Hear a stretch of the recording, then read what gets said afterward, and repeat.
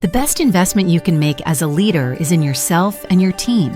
Join Maxwell Leadership for Day to Grow, a full-day conference in Orlando, Florida, featuring some of today's most sought-after experts and thought leaders. I don't want to be a motivational speaker. I want to be a motivational teacher. You see, a motivational speaker makes you feel good, but the next day you don't know why. A motivational teacher makes you feel good, but the next day you know why, because they give you resources and tools and practice. If you're passionate about personal growth, development, your team, and growing them, you do not want to miss Day to Grow. Malcolm Gladwell has been called one of the 100 most influential people in the world by Time magazine. Since becoming a staff writer for The New Yorker in 1996, he has written 7 New York Times bestsellers, and in 2011, he was appointed to Canada's second highest order of honor. 4-time Olympian Shantae Lowe is a world record-holding high jumper and gold medalist who has inspired millions with her story of triumphing over adversity on platforms like ESPN and the Oprah Winfrey Network. Chris Robinson is an international speaker and executive coach who leads a team of more than 50,000 speakers, trainers, and coaches worldwide. The masses lead lives of quiet desperation, but they go to the grave with their song inside. It is my vision that not a single person that can hear my voice goes to the grave with that song inside. John Gordon has written 15 bestsellers, including The Energy Bus, The Power of Positive Leadership, and The Carpenter. His clients include Dell, Publix, Southwest Airlines, and several NFL, NBA, and MLB coaches and championship teams. Michael Jr. brings laughter and encouragement to audiences all over the world as he inspires audiences to discover and activate their purpose. So it started out, people would ask weird questions. Michael Jr., what should I do here? What should I do there? And I realized we're asking the wrong question, because they're asking what, but the question they really should be asking is why, because when you understand your why, you have more options for what, but your why never changes. International speaker Valerie Burton is the founder of the Coaching and Positive Psychology Institute, as well as a best-selling author of 13 books coaching women and ambitious individuals toward their best lives. If we want to be resilient, we need to be as supportive of ourselves as we are of the people we care about. You see, we are often far more kind to our friends and to our family members than we are to ourselves.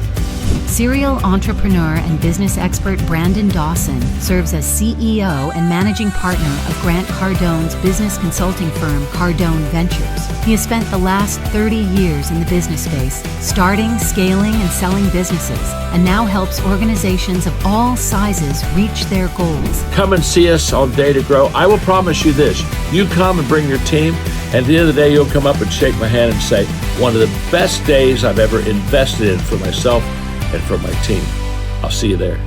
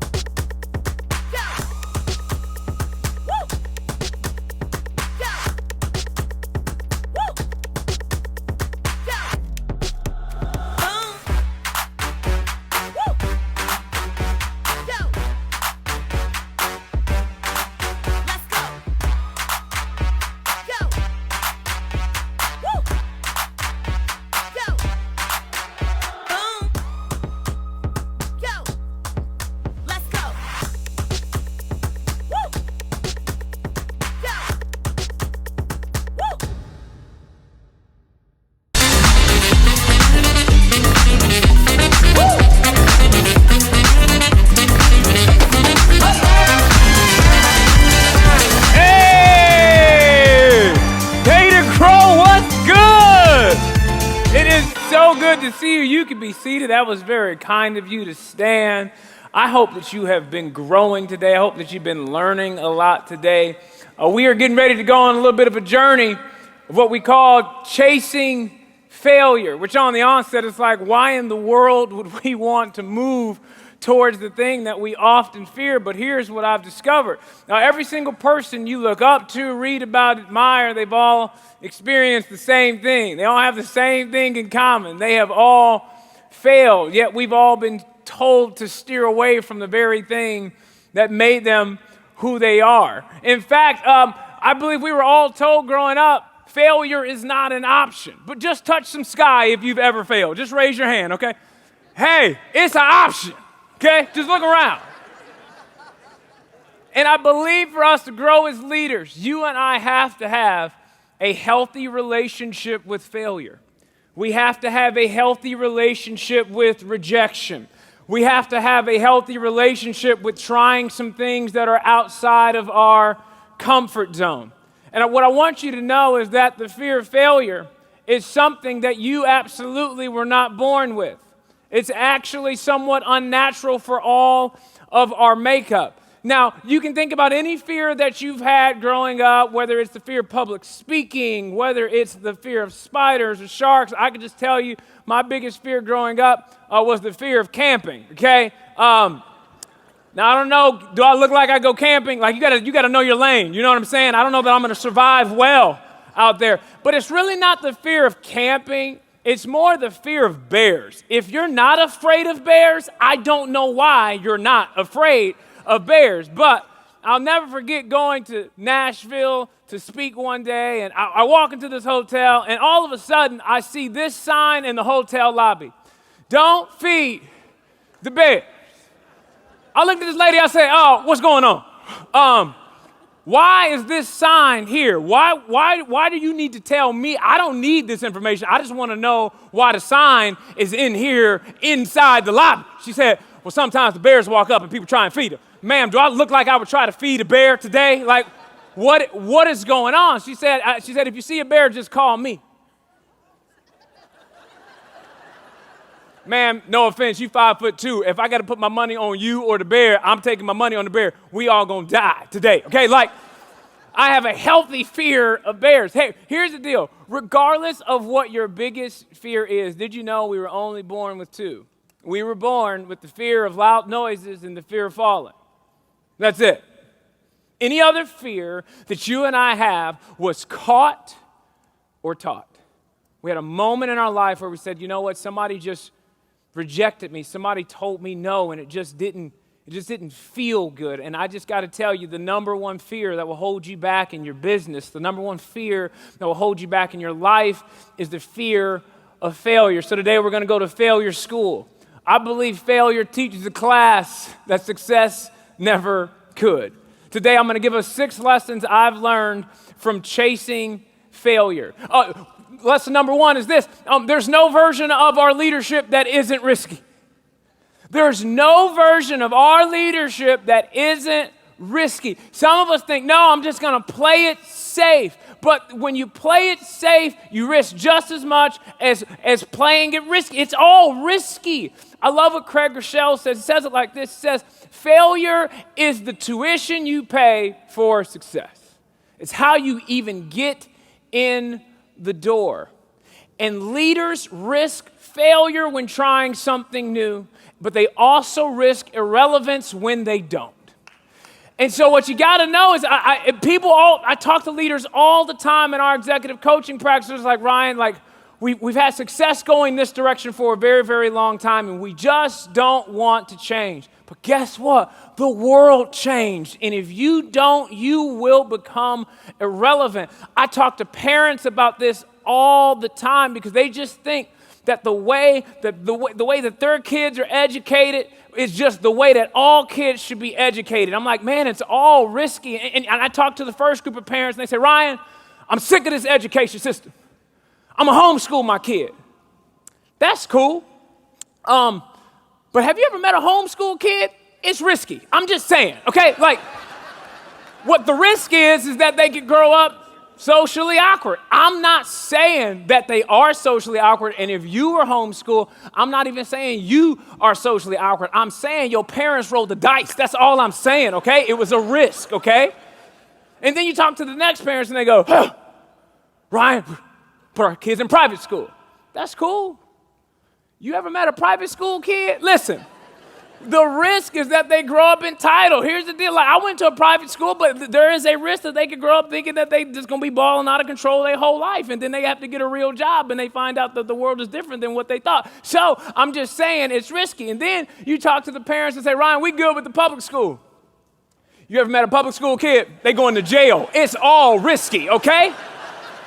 It's all risky. Like, some of us just think that our way is the way. No, it's our way. So there's somebody that might be doing something that you've never done before. You go, man, I'm just not sure it's going to work. Well, guess what? Somebody had to be brave enough to try it. Now, here's the deal. Naturally, I'm a risk taker. One of the biggest risks I ever took was when I asked my girlfriend to marry me. Now, this is a picture of my wife. I know what you all are thinking. How in the world did he get her? Let me explain. When my girlfriend and I were dating, I overheard her tell a friend that she thought it would be cool to get engaged and married on the same day. I had absolutely no idea what that meant, so I guessed and began planning our wedding behind her back over the course of 2 years. Now, I was in 11 weddings before I was ever in my own. Apparently, I was a good friend in college because people I barely knew were asking me to be in their wedding, okay? Nevertheless, at each wedding, I would bring my girlfriend and I would take copious notes on what she liked and didn't like trying to put this wedding together.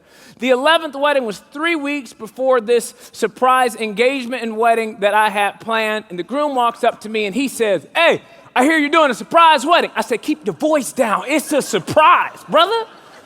And then he says, hey, man, whatever you do, don't mess up the cake. I said, man, it's just cake, man. You tripping. He's like, no. Trust me. Do not mess up the cake. I said, hey, babe, what you think about this cake? She goes, it's all right. I got a better one on Pinterest. I didn't know what Pinterest was. So I go to Pinterest, and I type in my girlfriend's name at the time, and all of a sudden, a board pops up entitled My Dream Wedding, and it had 224 photos of everything that she would want in a wedding. And I thought to myself, this would have been helpful 2 years ago. Nevertheless, June 7, 2013, I get down on one knee. I say, Amanda, will you marry me? She said, yes. I said, just kidding. Will you marry me today? And we opened up a lounge room door, and about 85 of our family and friends were standing in there with a sign that said, today! We rolled in a dress, hairstylist, makeup artist, everything that you would need to get engaged and married on the same day. We were engaged for a real long time, a solid 11 hours, okay?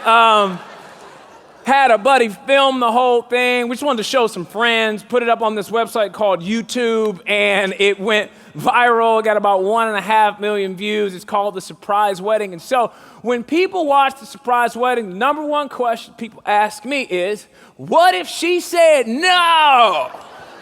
Which is a really great question when you've got a wedding on the heels of an engagement. But here's the deal. That's not just the question that I face. That's the question that anybody trying to do anything brave faces every single day.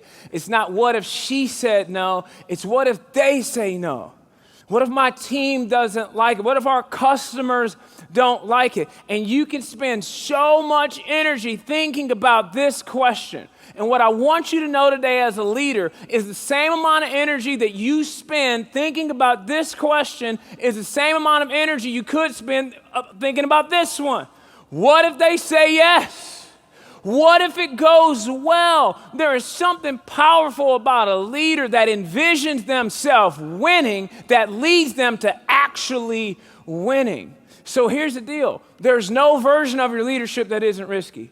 If you try it, it's risky. If you don't try it, it's also risky. So you might as well be the kind of leader that exuberates bravery, and at least a team that is following you says, you know what? I'll walk through a wall with them because they're not afraid to try things. Sometimes it works, sometimes it doesn't. But every single time, you can learn something. The best investment you can make as a leader is in yourself and your team. Join Maxwell Leadership for Day to Grow, a full-day conference in Orlando, Florida, featuring some of today's most sought-after experts and thought leaders. I don't want to be a motivational speaker. I want to be a motivational teacher. You see, a motivational speaker makes you feel good, but the next day you don't know why. A motivational teacher makes you feel good, but the next day you know why, because they give you resources and tools and practice. If you're passionate about personal growth, development, your team, and growing them, you do not want to miss Day to Grow. Malcolm Gladwell has been called one of the 100 most influential people in the world by Time magazine. Since becoming a staff writer for The New Yorker in 1996, he has written 7 New York Times bestsellers, and in 2011, he was appointed to Canada's second highest order of honor. 4-time Olympian Shantae Lowe is a world record-holding high jumper and gold medalist who has inspired millions with her story of triumphing over adversity on platforms like ESPN and the Oprah Winfrey Network. Chris Robinson is an international speaker and executive coach who leads a team of more than 50,000 speakers, trainers, and coaches worldwide. The masses lead lives of quiet desperation, but they go to the grave with their song inside. It is my vision that not a single person that can hear my voice goes to the grave with that song inside. John Gordon has written 15 bestsellers, including The Energy Bus, The Power of Positive Leadership, and The Carpenter. His clients include Dell, Publix, Southwest Airlines, and several NFL, NBA, and MLB coaches and championship teams. Michael Jr. brings laughter and encouragement to audiences all over the world as he inspires audiences to discover and activate their purpose. So it started out, people would ask weird questions. Michael Jr., what should I do here? What should I do there? And I realized we're asking the wrong question. Because they're asking what, but the question they really should be asking is why. Because when you understand your why, you have more options for what, but your why never changes. International speaker Valerie Burton is the founder of the Coaching and Positive Psychology Institute, as well as a best-selling author of 13 books coaching women and ambitious individuals toward their best lives. If we want to be resilient, we need to be as supportive of ourselves as we are of the people we care about. You see, we are often far more kind to our friends and to our family members than we are to ourselves. Serial entrepreneur and business expert Brandon Dawson serves as CEO and managing partner of Grant Cardone's business consulting firm Cardone Ventures. He has spent the last 30 years in the business space, starting, scaling, and selling businesses, and now helps organizations of all sizes reach their goals. Come and see us on Day to Grow. I will promise you this. You come and bring your team, and at the end of the day, you'll come up and shake my hand and say, one of the best days I've ever invested in for myself and for my team. I'll see you there.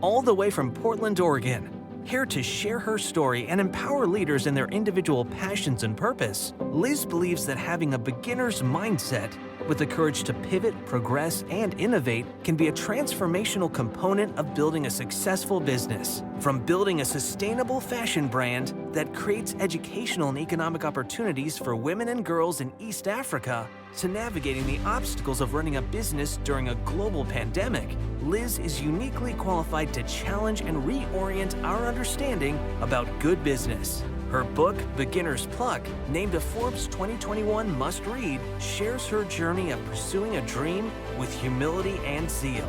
Here to push us toward a better tomorrow, please welcome to the IMC stage, Liz Bohannon.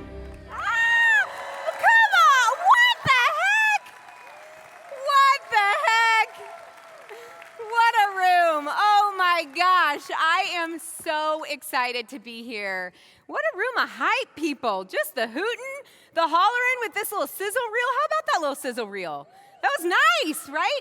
And I have to say, everything in it, I can verify it's true. It was accurate. However, if it was really more kind of holistically true, probably about 52 of those 60 seconds wouldn't have been dedicated to the highlights and to the successes, right? They would have talked about the failures and the mistakes and the wrong turns along the way, because we know that those two things always go together. So because the Maxwell team perhaps mercifully did not include those in the sizzle reel, and because I have the mic until they take it away, I just want to level set. I just want to level set with y'all so we just kind of have a better holistic picture, okay? In the early days of starting my sustainable fashion brand called Seiko Designs, I was living out of my car. Before you feel bad for me, I'll tell you what kind of car it was. It was a Honda Element. Has anybody ever seen a Honda Element? Okay, well, if you haven't, but you have been riding on the highway and you look and you're like, wow, that looks like a giant toaster on wheels. That's a Honda Element. So I was literally living out of my car, sleeping in McDonald's parking lots, Walmart parking lots, and I was traveling the United States of America with the sole purpose of trying to launch this brand. I was sharing this story. I was hosting trunk shows in people's living rooms. I was going door to door, knocking on small boutique owners' stores, trying to get them to carry my product, which at the time was only a line of interchangeable sandals. They were leather sandals that had these different fabric straps. And so as part of my tour to try to launch this company, I was up in Portland, Oregon. And through a friend of a friend of a friend, I was able to score a lunch meeting with the global head of supply chain at a huge sportswear company. I'm not going to tell you the name of the company to protect the innocent. Just kidding, it was Columbia Sportswear. We're all friends, right?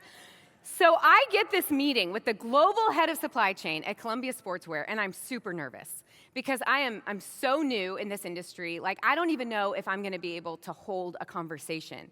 And so Tuesday rolls around, and here I am in this, nice-ish restaurant with this 50-year-old guy who was nice enough to spend like a few hours of community service with me. And we're talking about the supply chain when he asked me a really specific question about my cost of goods in Uganda, where I was doing my manufacturing, compared to Asia, where his company does most of their manufacturing. Well, luckily for me, I had actually just done some research on this exact same thing, okay? Now, my research simply consisted of hopping online and going to this website. Has anybody know what this is? Okay, a fair amount of you do, because it's one of the biggest websites in the entire world. It's like Amazon, but for Chinese factories, okay? I now know, and I will never forget for the rest of my life, that the way that you say this website is Alibaba.com. Got it? Alibaba.com. So I'm actually feeling pretty good when he asked me this really specific question, and I have an answer for him, and I answer him, and he honestly looks kind of surprised with how quickly and confidently I answered him.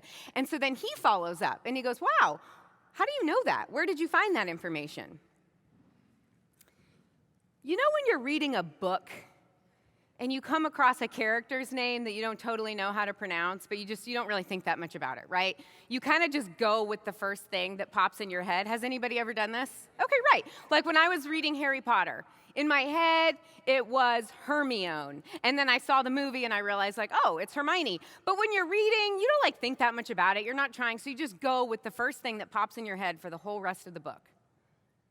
Well, I did that with Alibaba.com.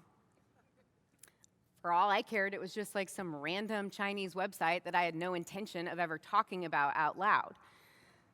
So when this very important executive asked me this question, I very confidently and quickly answered him without mentally processing it one iota before I looked this guy in the eye and I said, oh, I found it on Alabia.com.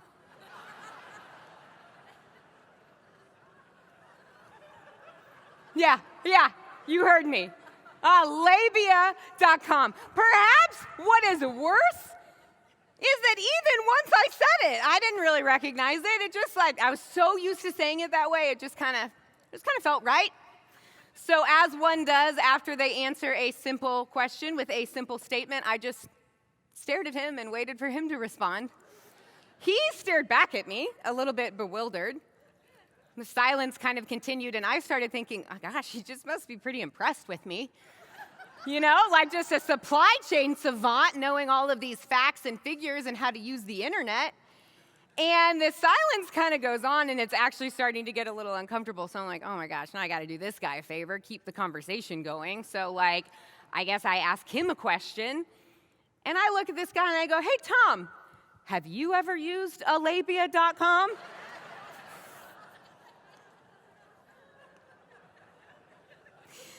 His head kind of drops, and he just looks so befuddled. He does not know what to do. And then he looks up at me, kind of resigned, and he just goes, well, Liz, I try to stay off websites like that at work. And y'all, I still didn't get it. I'm like, why can't he use a material sourcing website at work? I didn't get it until probably like 5 minutes later. Has that happened, y'all? When you have like an awkward social situation, and you know something went off, but you don't quite know what it was, but then your brain is still processing in the background. So like 5 minutes later, we've moved on to something else, when all of a sudden I'm like, oh, Maya.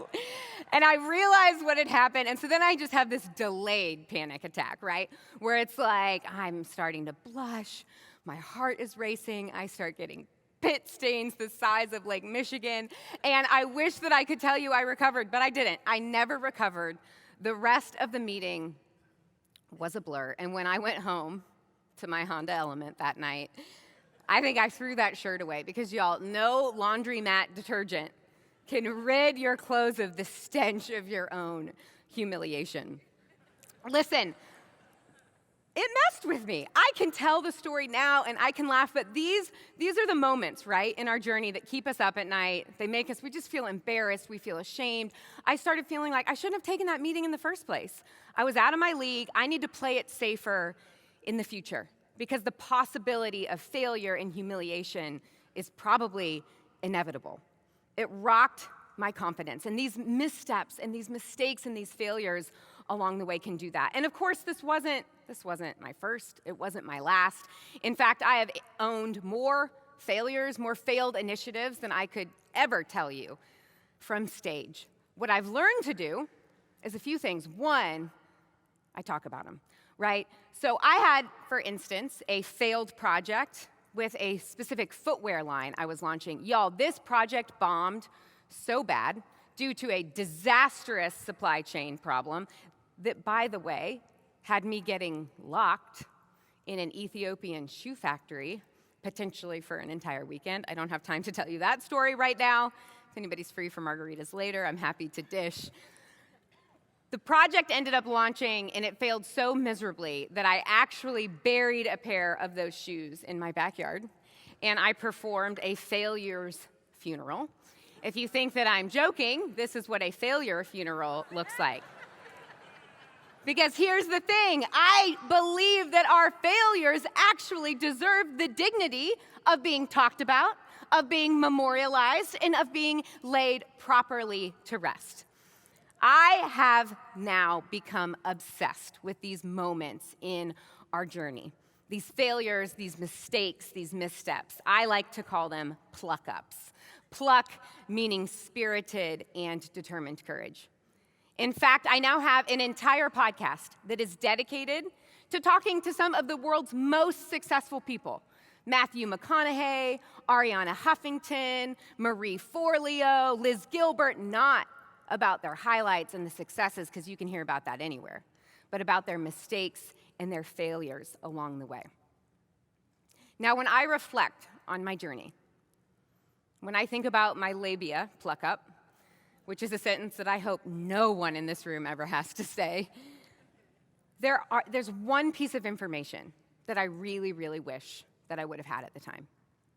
I mean, there are two pieces of information, The first would have been how to say Alibaba.com. Would have been really nice. That would have saved me a lot of a headache. But the next piece of information that I wish I would have known in these moments where I'm feeling paralyzed by shame or failure or embarrassment is not that I'm some sort of, idiot who can't be trusted in personal and professional situations and who was never going to be successful. There was a really, really good reason why I was feeling these things. And it is so matter of fact, and it is so simple. And once you learn this, it's going to change everything for you. It's not going to keep you from making mistakes, but it will change everything about how these seasons change you and how it changes how you lead others. I was feeling this way because I was in stage 2 of the learning journey. Stage 2, it's so matter of fact, it's so simple. There are 4 stages of learning, and my guess is that a lot of you in this room know what these stages of learning are. This is very well accepted. I didn't make this up. If you know this, if you've heard this, you've probably seen it illustrated looking something like this. So I'm just going to go through these quickly. Stage 1 is the stage of unconscious incompetence. This is kind of happy-go-lucky. You don't know what you don't know.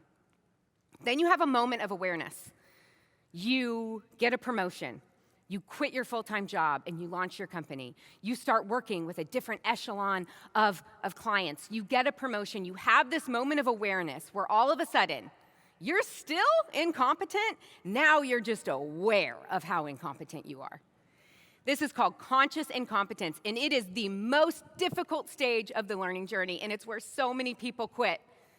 It's so hard because in this stage, our egos are super fragile and our insecurities rage. And frankly, the best advice that we seem to get from a lot of the experts is like, just fake it till you make it. How many of you have heard that before? Which, if you think about it, is actually the shame-re-inducing message. Like, it's embarrassing that you're there, so fake it, move through it as quickly as possible, and get to stage 3 of conscious competence. This is when you've got some reps, okay? You've done it before, you're not a total beginner, you still have to think about it, which is why it's conscious, but just keep practicing.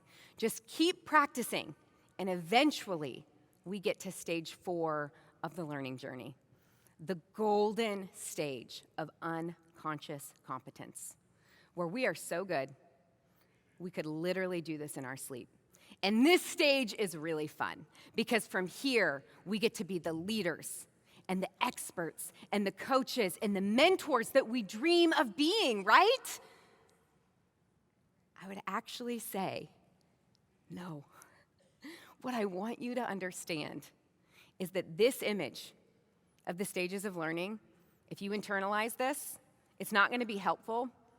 It's actually going to keep you from being a leader who grows, who innovates, and who leads others. And here is why. When we internalize this as the image of the stages of learning, what ends up happening when we make it to stage 4, which we will, we actually subconsciously start to act out of fear. We start to act out of fear of losing our place at the top of the almighty mountain, right? And those feelings that you felt down there in stage 2 that were already hard to feel in the first place, once you've achieved mastery and expertise, become even harder to feel. It's embarrassing. It feels like we got knocked down a notch. Maybe it feels like you got found out, like you were kind of faking it all along, and now everybody knows that, right? That's called imposter syndrome. And get this, while you might think it feels really good and lovely on your ego to be seen as a master, as an expert, there was a study recently published in the Journal of Social Psychology that showed that there is a direct positive correlation between your identity as an expert and guess what? Being less curious, less creative, and ultimately less effective in the long run. It's called the hypothesis of earned dogmatism. And it is something that every single leader needs to know and they need to be aware of, because here's the counterintuitive thing, y'all. We have to put just as much time and energy into combating that as we do time and energy in becoming the leaders and the masters and the experts in the first place. We have to understand that the stages of learning are actually a cycle, okay? And that the most transformational leaders aren't the ones that just reach mastery and expertise and then stay there and kind of protect their territory. They are the ones that are intentionally and constantly diving back into stage 2 of the learning journey. The best investment you can make as a leader is in yourself and your team. Join Maxwell Leadership for Day to Grow, a full-day conference in Orlando, Florida, featuring some of today's most sought-after experts and thought leaders. I don't want to be a motivational speaker. I want to be a motivational teacher. You see, a motivational speaker makes you feel good, but the next day you don't know why. A motivational teacher makes you feel good, but the next day you know why, because they give you resources and tools and practice. If you're passionate about personal growth, development, your team, and growing them, you do not want to miss Day to Grow. Malcolm Gladwell has been called one of the 100 most influential people in the world by Time magazine. Since becoming a staff writer for The New Yorker in 1996, he has written 7 New York Times bestsellers, and in 2011, he was appointed to Canada's second highest order of honor.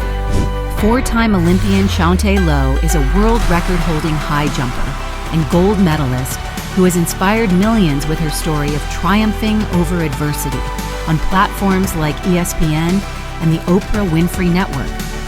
Chris Robinson is an international speaker and executive coach who leads a team of more than 50,000 speakers, trainers, and coaches worldwide. The masses lead lives of quiet desperation, but they go to the grave with their song inside. It is my vision that not a single person that can hear my voice goes to the grave with that song inside. John Gordon has written 15 bestsellers, including The Energy Bus, The Power of Positive Leadership, and The Carpenter. His clients include Dell, Publix, Southwest Airlines, and several NFL, NBA, and MLB coaches and championship teams. Michael Jr. brings laughter and encouragement to audiences all over the world as he inspires audiences to discover and activate their purpose. So it started out, people would ask weird questions. Michael Jr., what should I do here? What should I do there? And I realized we're asking the wrong question, because they were asking what, but the question they really should be asking is why, because when you understand your why, you have more options for what, but your why never changes. International speaker Valerie Burton is the founder of the Coaching and Positive Psychology Institute, as well as a best-selling author of 13 books coaching women and ambitious individuals toward their best lives.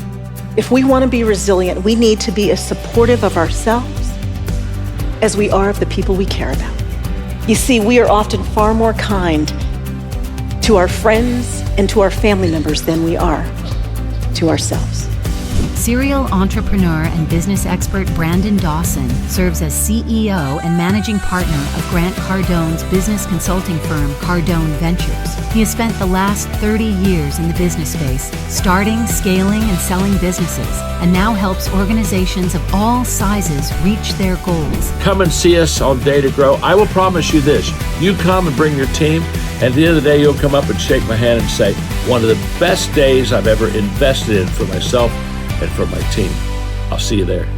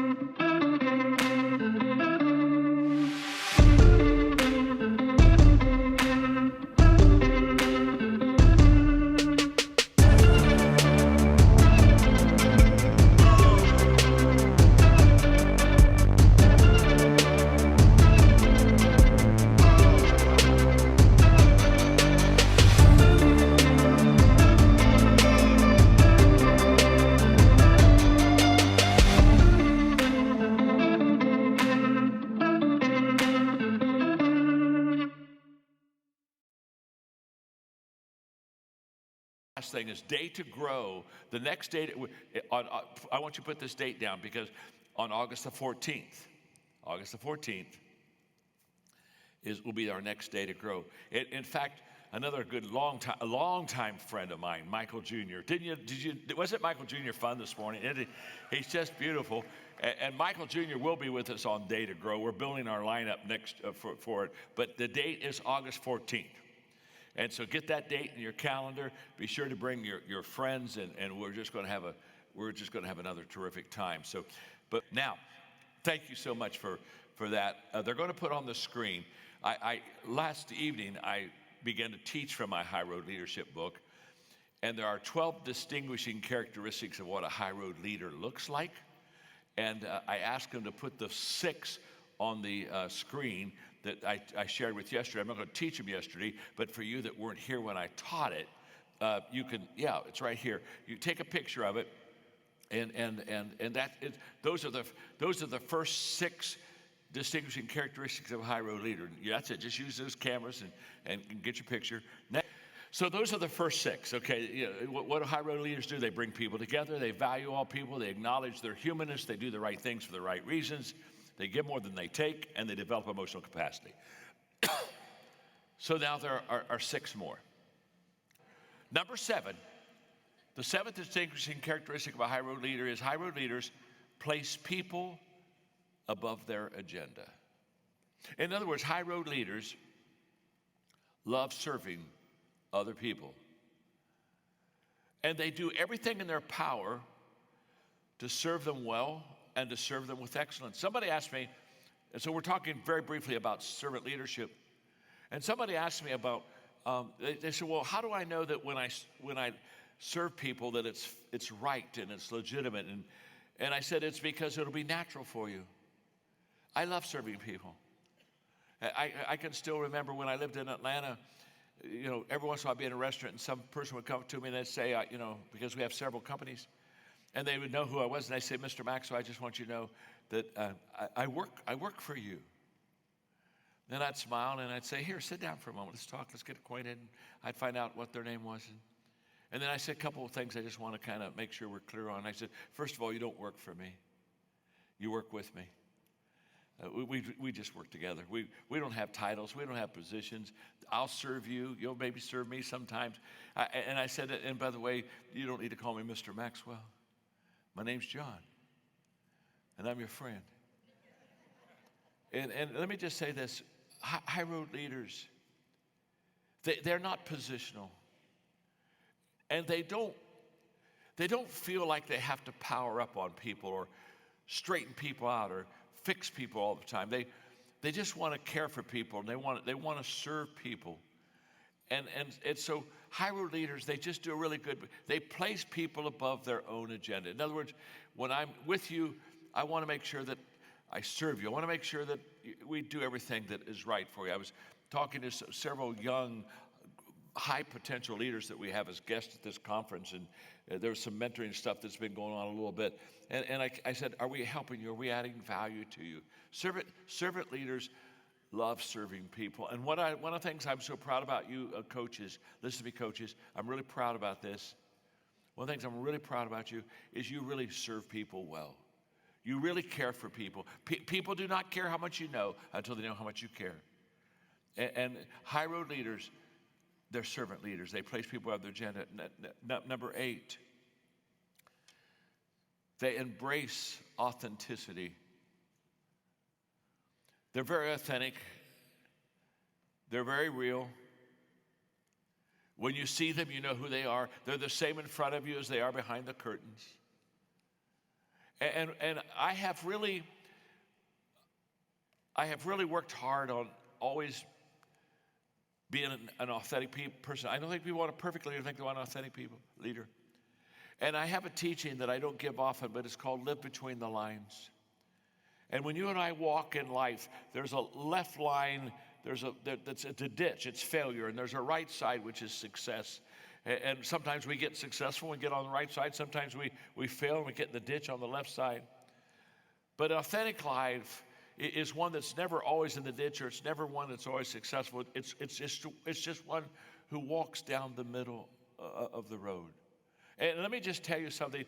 That's where I am most of the time. I have some losses and failures, and then I have some wins and successes.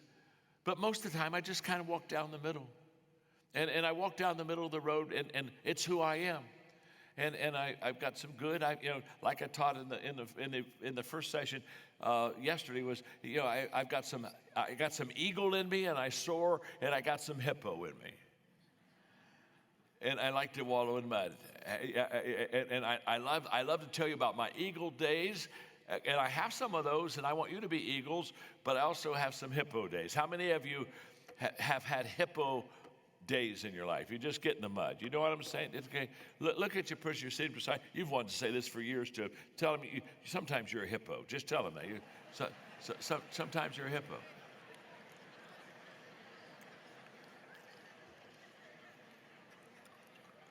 And authenticity, wait, just let me stop for a moment. You're enjoying that one way too much.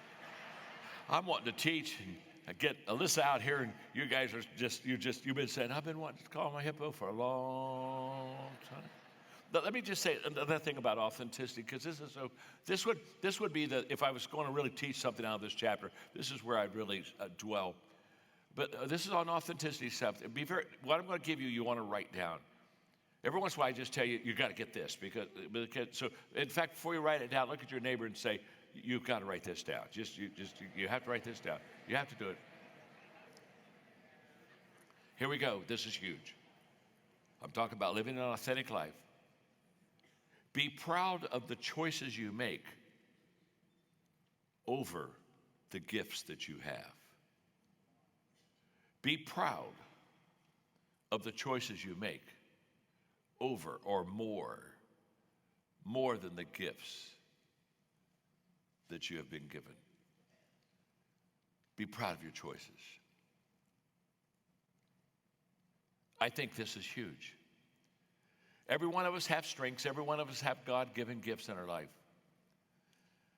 And I had a wonderful mentor who helped me with that many, many years ago when I was in my 30s and things were going well. And he basically sat with me one time and he explained to me, he said, John, you're highly gifted and people say you're amazing, don't they? And I said, well, sometimes they say I'm amazing. And he just helped me so much. He said, that's why we're having the mentoring session today. He said, because people say you're amazing. And he said, I just want you to know you're not. He said, there's nothing amazing about you. He said, what's amazing are the gifts that you have. Your gifts are amazing.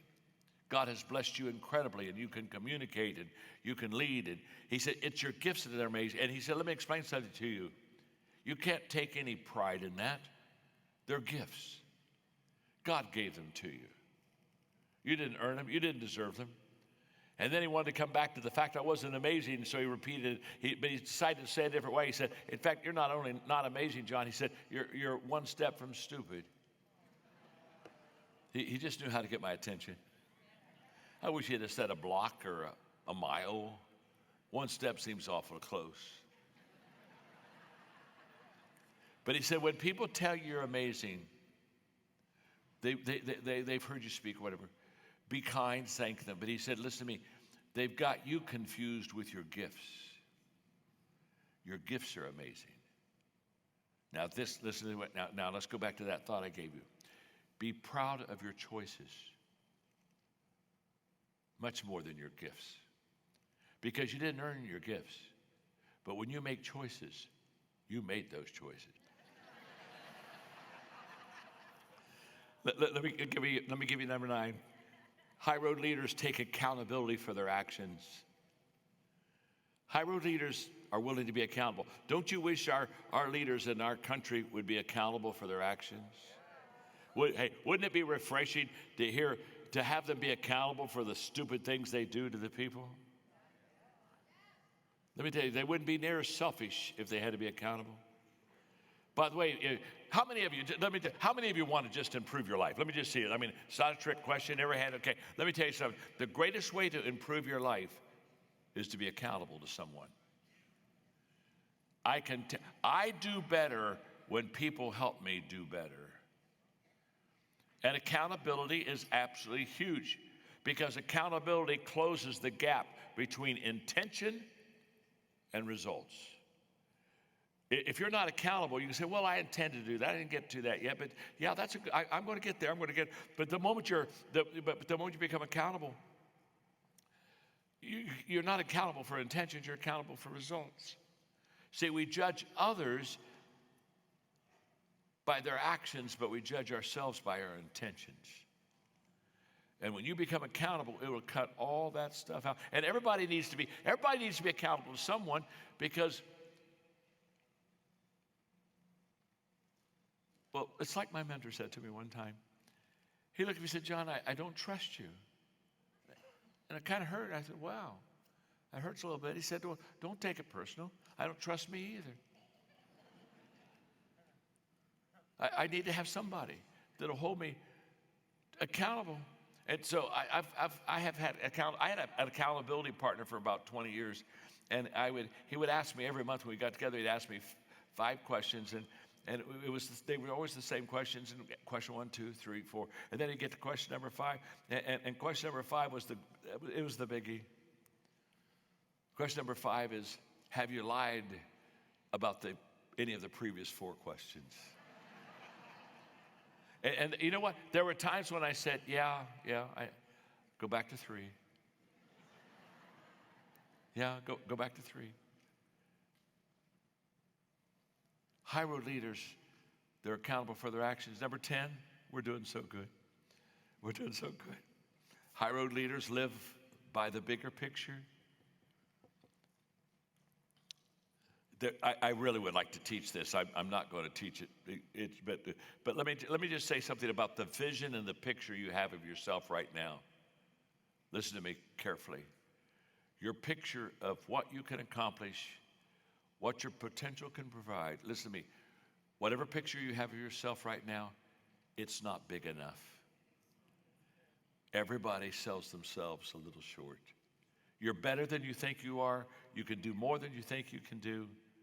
And high road leaders, they literally live by a bigger picture. They see themselves not only in the picture that they are now, which is reality, but they see the picture themselves in the picture of what they're going to become. The best investment you can make as a leader is in yourself and your team. Join Maxwell Leadership for Day to Grow, a full-day conference in Orlando, Florida, featuring some of today's most sought-after experts and thought leaders. I don't want to be a motivational speaker. I want to be a motivational teacher. You see, a motivational speaker makes you feel good, but the next day you don't know why. A motivational teacher makes you feel good, but the next day you know why, because they give you resources and tools and practice. If you're passionate about personal growth, development, your team, and growing them, you do not want to miss Day to Grow. Malcolm Gladwell has been called one of the 100 most influential people in the world by Time magazine. Since becoming a staff writer for The New Yorker in 1996, he has written 7 New York Times bestsellers, and in 2011, he was appointed to Canada's second highest Order of Honor. 4-time Olympian Shantae Lowe is a world record-holding high jumper and gold medalist who has inspired millions with her story of triumphing over adversity on platforms like ESPN and the Oprah Winfrey Network. Chris Robinson is an international speaker and executive coach who leads a team of more than 50,000 speakers, trainers, and coaches worldwide. The masses lead lives of quiet desperation, but they go to the grave with their song inside. It is my vision that not a single person that can hear my voice goes to the grave with that song inside. John Gordon has written 15 bestsellers, including The Energy Bus, The Power of Positive Leadership, and The Carpenter. His clients include Dell, Publix, Southwest Airlines, and several NFL, NBA, and MLB coaches and championship teams. Michael Jr. brings laughter and encouragement to audiences all over the world as he inspires audiences to discover and activate their purpose. So it started out, people would ask weird questions. Michael Jr., what should I do here? What should I do there? And I realized we're asking the wrong question. Because they're asking what, but the question they really should be asking is why. Because when you understand your why, you have more options for what, but your why never changes. International speaker Valerie Burton is the founder of the Coaching and Positive Psychology Institute, as well as a best-selling author of 13 books coaching women and ambitious individuals toward their best lives. If we want to be resilient, we need to be as supportive of ourselves as we are of the people we care about. You see, we are often far more kind to our friends and to our family members than we are to ourselves. Serial entrepreneur and business expert Brandon Dawson serves as CEO and managing partner of Grant Cardone's business consulting firm, Cardone Ventures. He has spent the last 30 years in the business space, starting, scaling, and selling businesses, and now helps organizations of all sizes reach their goals. Come and see us on Day to Grow. I will promise you this. You come and bring your team, and at the end of the day, you'll come up and shake my hand and say, one of the best days I've ever invested in for myself and for my team. I'll see you there.